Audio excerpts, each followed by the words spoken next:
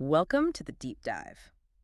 You flagged something really quite unusual for us this week. Oh, yeah. This whole situation with the leaked NFL draft prospect phone numbers. And the prank calls that followed, right? It's a fascinating, though, well, pretty unfortunate situation. Definitely unfortunate. We're talking confidential contact details just out there. Yeah, ending up in the wrong hands, causing these unwelcome distractions for young players at a super critical moment. And it seemed like the whole thing kind of bubbled up around one specific incident, didn't it? That's right. The Atlanta Falcons defensive coordinator, Jeff Ulbrich, Hey, son. Yeah. and a call made to quarterback Shedeur Sanders. It's one of those stories you almost have to double check. Totally. And the league's reaction was, well, pretty quick. Very swift, yeah. Oh. Coach Ulbrich gave a public apology. And then the NFL brought down the fines. Yep. A hefty $250,000 for the Falcons organization Wow. and $1,000 for Ulbrich himself. And the fact that neither the team nor the coach is appealing? Right. That suggests they're really acknowledging how serious this was. They know they messed up. Okay, so for our deep dive today, we really want to unpack this, get into the nuts and bolts. That was good. What were the initial reactions? What could possibly motivate these calls? And the bigger picture, right? What does this tell us about, like, information security in pro sports? Exactly. Okay, let's start there, those first reactions. And was the punishment fair? Did it fit the situation? Well, the first thing that really jumps out is that difference in the fines. Yeah.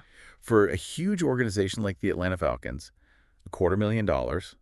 I mean, it's money, sure, but It's maybe not the same scale, is it? not compared to a $1,000 fine hitting a coach's personal bank account. It makes you wonder what the NFL's goal really was there. Mm. Is it about making the organization tighten up its procedures? Or is it more about the individual's mistake? That's a really good point. Maybe the league sees the bigger problem as, like, the organizational failure, the security lapse. Could be. And the big fine is a warning shot to everyone else. But for Ulbrich, yeah, that $1,000, it probably stings more personally. Not just the money, but, reputation-wise. Oh, absolutely. And there was definitely a strong feeling in some reactions we saw that, look, punishment was deserved, period. Someone compared it to something pretty serious, didn't they? Yeah, one source used a really stark analogy like a parent leaving a firearm around carelessly and a child misusing it. Wow, okay. That's powerful. It really highlights the responsibility you have when you're given access to sensitive stuff, especially professionally. Like a defensive coordinator, you absolutely have a duty to protect that kind of information. Exactly. It's a breach of trust, no question. Not just with the league, but with those players at such a key moment. Okay, so let's shift gears a bit. What about the motivation behind the calls themselves? What was going on there? Well, thinking about, how pervasive social media is, Right. the idea of chasing a viral moment seems like a probable driver, Yeah.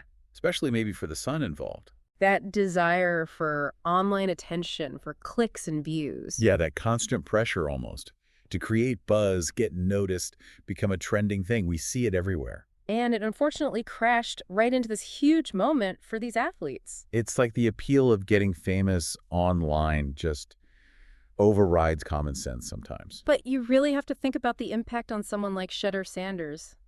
He's right there, about to achieve this massive dream. And his phone rings, but it's not the call he's waiting for. It's a prank. It just feels so disrespectful, trivializing something so important. Deeply wrong, yeah. And it wasn't just him, was it? This wasn't like a one-off targeting a big name. No, the reports mentioned, over 10 players got these calls during the draft? Yeah, the names that came out included Show Tyler Warren, Kyle McCord, Mason Graham, Chase Lutt, Josh Kahn Jr., Abdul Carter. and a player just listed as BAW. And the kicker is some of those guys reportedly didn't even get drafted in the end. Right. So you're potentially just piling on disappointment on an already incredibly stressful day. Man, it really makes you think about how vulnerable personal info is around the draft now. It used to be, maybe, a little more contained. Yeah, you picture the prospect at, like, his brother's house or grandma's. Exactly. And there was one specific phone number the teams would call, usually a landline. The family phone. But now, everyone's got a cell. Multiple numbers sometimes. It makes controlling that information flow way more complicated. Who has the number? Who should have it? And you can see why some agents are apparently taking new precautions. Yeah, that's interesting, advising players to get completely new phones just for the draft. Ah, It shows just how aware people are becoming of the risks. Got to protect that line of communication. It really is a sign of the times, isn't it? Hard to imagine things before this constant connectivity. Which ties into that historical bit you mentioned, the community lines. Right. Tell us about that. How does that compare? Well, what's wild about the community line idea is it points to a time when, private phone calls weren't really guaranteed. Multiple houses sharing one line. Yeah. So confidentiality was pretty much non-existent. Yeah. Your neighbors could potentially listen in. Interruptions happened. That is a totally different world. The polar opposite of expecting secure private calls on our own devices today. Exactly. And that contrast just highlights how much our feelings about private communication have shifted, especially for huge personal moments like the draft. These players are waiting for maybe the biggest call of their lives. And getting a prank call instead.